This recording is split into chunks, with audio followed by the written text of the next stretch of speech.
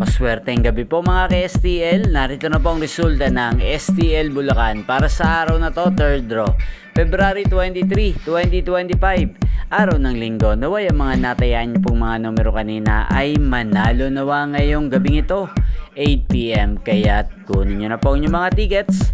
Narito na po ang resulta.